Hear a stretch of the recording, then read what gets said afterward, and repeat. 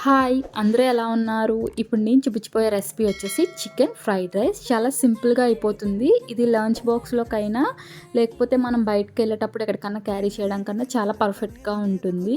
మనం ఇంట్లో ఉండే ఇంగ్రీడియెంట్స్‌తోనే చాలా ఈజీగా చేయొచ్చు దీన్ని. ఫస్ట్ మనం చికెన్ క్లీన్ చేసుకొని దాంట్లో పసుపు యాడ్ చేసుకొని వాటర్ వేసుకొని 90% కుక్ అవ్వాలి చికెన్ పీస్ అనేది. తర్వాత మొత్తం వాటర్ అంతా డ్రైన్ అయిన తర్వాత అందులో 2 టేబుల్ స్పూన్ ఆయిల్ వేసి ఉప్పు, కారం, పసుపు అండ్ అలాగే నేనైతే కర్రీస్‌కి ఏదైతే మసాలా ప్రిపేర్ చేసుకుంటామో సేమ్ అదే మసాలా ప్రిపేర్ చేసుకోవాలి.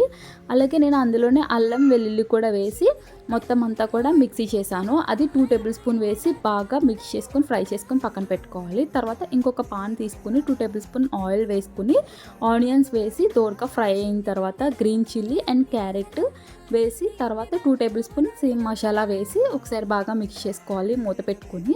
బాగా మగ్గైన తర్వాత ఒకసారి తీసుకుని బాగా మిక్స్ చేసుకుని ఒక ఎగ్ అయితే నేను వేసాను. మీరు ఎగ్ అనేది ఎక్కువగా తింటాను అనుకుంటే 2 ఎగ్స్ అనేది యాడ్ చేసుకోవచ్చు. నేను ఎగ్ వేసుకున్న తర్వాత బాగా మిక్స్ చేసుకోవాలి.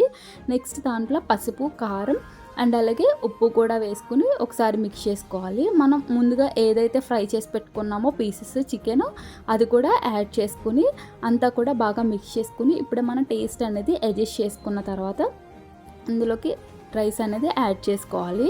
రైస్ యాడ్ చేసిన తర్వాత బాగా మిక్స్ చేయకుండా లైట్గా మనం అంతా మిక్స్ అయ్యేలా మిక్స్ చేసుకుని మూత పెట్టేసుకుని సర్వ్ చేసుకోవాలి. కొత్తిమీరని చల్లుకుని అంతే, చాలా సింపుల్గా అయిపోతుంది. Until then bye bye.